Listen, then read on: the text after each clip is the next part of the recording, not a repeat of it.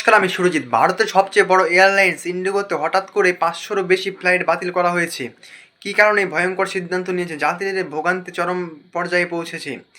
এই গত ৩ এবং ৫ই ডিসেম্বরের মধ্যে প্রায় ইন্ডিগো এয়ারলাইন্সে ৫০০রও বেশি ফ্লাইট বাতিল করা হয়েছে। এই ঘটনা শুধু এই গোটা দেশে দিল্লি, মুম্বাই, বেঙ্গালুরু, কলকাতা প্রত্যেকটা এয়ারপোর্টে একই ঘটনা ঘটেছে। কী কারণে এত ৫০০রও মতো ফ্লাইট বাতিল করা হলো?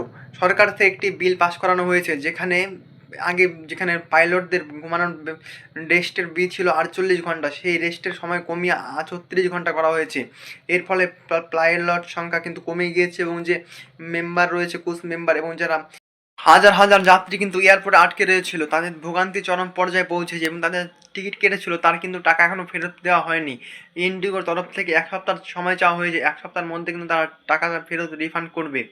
এবং প্রায় অনেক কিন্তু ব্যাপক কিন্তু ক্ষোভ দেখা দিয়েছে। প্রত্যেকটা এয়ারপোর্টে অনেক যাত্রী রাত কাটাতে বাধ্য হয়েছে। কেউ যাচ্ছিল বিদেশে, কেউ যাচ্ছিল চাকরিতে জব করতে, বিদেশ যাত্রা করার জন্য। আবার কেউ কারো স্বামীর ওষুধ নিয়ে কিন্তু যাচ্ছিল, সেই সমস্যার সম্মুখীন হয়েছে।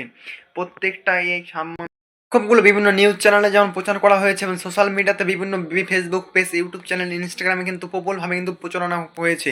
এবং দেশে সবচেয়ে বড় এয়ারলাইন্স ইন্ডিগোতে কী কারণে হঠাৎ এরকম একটা সিদ্ধান্ত নেওয়া হলো? প্রায় ৫০০র মতো ফ্লাইট বাতিল। ২-৩ দিন কিন্তু একদম প্রায় অনেক ফ্লাইট বাতিল করা হয়েছে। তাদের যে লোকসান হয়েছে, লোকসানের থেকেও বেশি কিন্তু লাভ হয়েছে।